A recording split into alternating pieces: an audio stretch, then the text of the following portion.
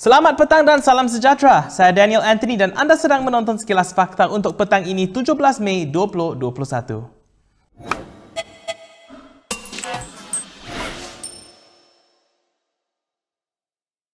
Kementerian Kesihatan Malaysia berpandangan Perintah Kawalan Pergerakan ataupun PKP penuh mungkin perlu dilaksanakan di negeri Selangor.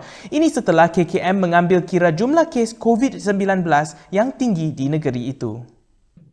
Saya setuju bahawa kita perlu cadangkan kepada kerajaan supaya lebih ketat SOP dan juga MCO sekiranya melihatkan kepada ketidakupayaan mengekang, maka cadangan untuk kita melaksanakan full MCO adalah satu perkara yang boleh dipertimbangkan. Beliau berkata demikian dalam sidang media secara dalam talian hari ini. Sementara itu, Menteri Penyelaras Program Imunisasi COVID-19 Kebangsaan, Khairi Jamaluddin mengumumkan kerajaan akan sekali lagi membuka pendaftaran imunisasi secara sukarela bagi vaksin AstraZeneca. Namun demikian, atas keprihatinan bagi memastikan kumpulan berisiko tinggi dapat terus dilindungi daripada jangkitan COVID-19, bagi program AstraZeneca, pusingan yang kedua, warga emas, iaitu mereka yang 60 tahun ke atas akan diberi keutamaan akses awal untuk mendaftar bagi AZ pusingan yang kedua. Ini adalah satu usaha untuk memberikan perlindungan yang dikehendaki kepada mereka dalam tempoh negara mengalami peningkatan kes COVID-19 dan untuk kita mempercepatkan fasa 2. Kerajaan Malaysia melalui LHDN memfailkan saman terhadap Peguam Shafie Abdullah bagi menuntut tunggakan cukai berpendapatan berjumlah 9.41 juta ringgit.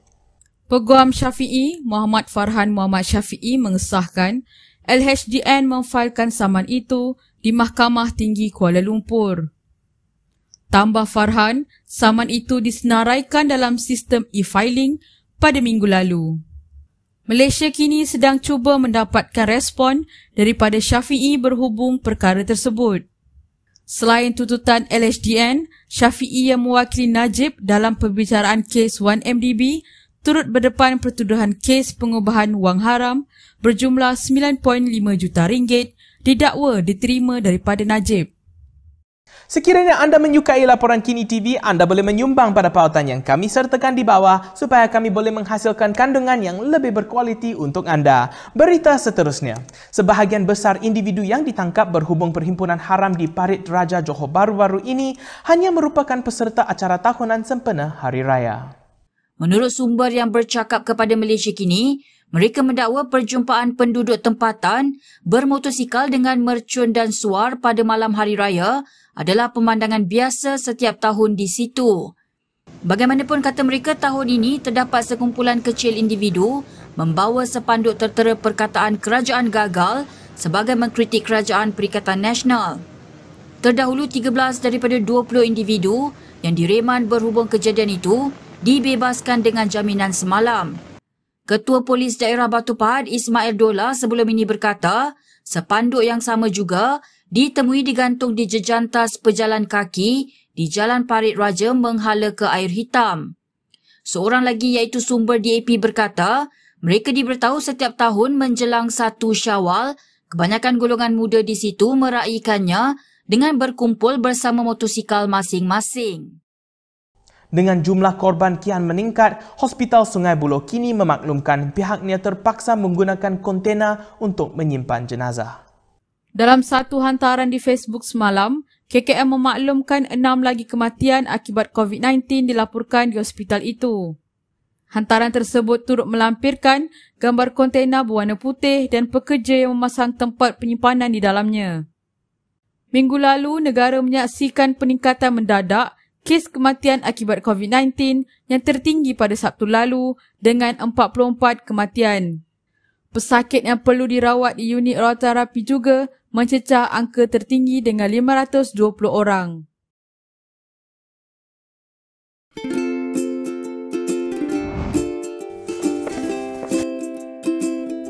Shellfish, red meat, and beer. If you love indulging in these foods, you may end up with high uric acid level in your blood. These foods consist high level of purine, a substance that will eventually break down into uric acid and be excreted through our urine. It is recommended that the amount of dietary purines should be kept between 600 to 1,000 milligrams per day. Having too much uric acid in your blood can cause attacks of gout. It can also cause kidney stones and blockage in the kidney. The crystallization of the excessive uric acid in your blood can be eased by reducing purine-rich food to only 100 to 150 milligrams daily, maintaining a healthy lifestyle, and consuming urinary alkalinizer like Ural. It consists of sodium bicarbonate, citric acid, and sodium citrate that increases the urinary pH and solubility of uric acid to prevent crystallization. Best of all, it's lemon-flavored and sugar-free. Ural, effective urinary alkalinizer. Neutralize your uric acid problem now.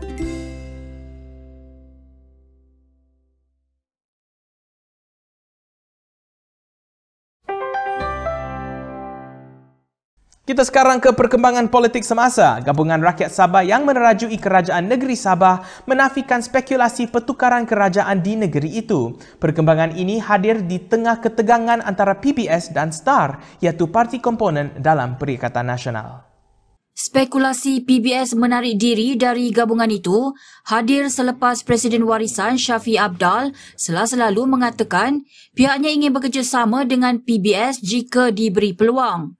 Sehari kemudian, Presiden PBS Maximus Ongkili berkata pihaknya terbuka untuk bekerjasama dengan mana-mana pihak yang berpusat di Sabah. Ongkili juga menekankan bahawa PBS mempunyai hubungan kerja yang baik dengan Bersatu dan berharap sekutunya itu akan melihat sikap warisan secara positif.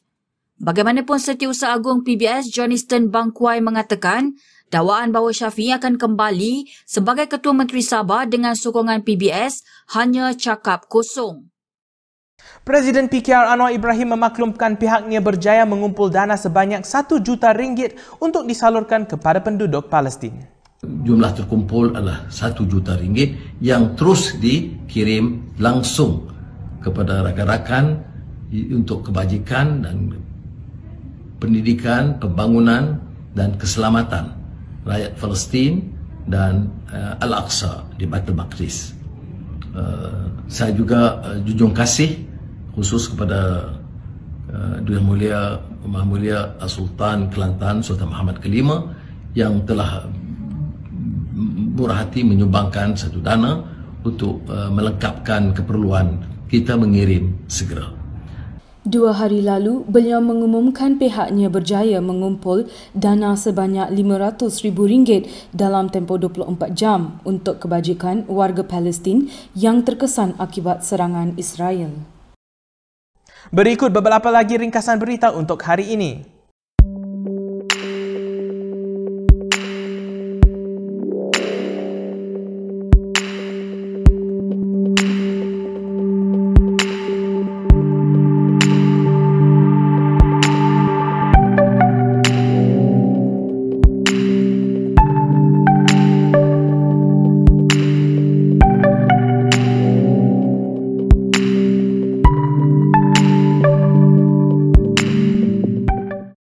Baiklah, sekian sahaja daripada saya Daniel Anthony untuk sekilas fakta pada petang ini. Untuk lebih banyak berita, anda boleh melayari kinitv.com. Anda juga boleh mengikuti kami di media sosial di Instagram, Twitter, YouTube dan Facebook. Bila keluar, jangan lupa memakai pelitup muka dan bila boleh sila duduk di rumah. Saya Daniel Anthony, salam hormat dan jumpa lagi.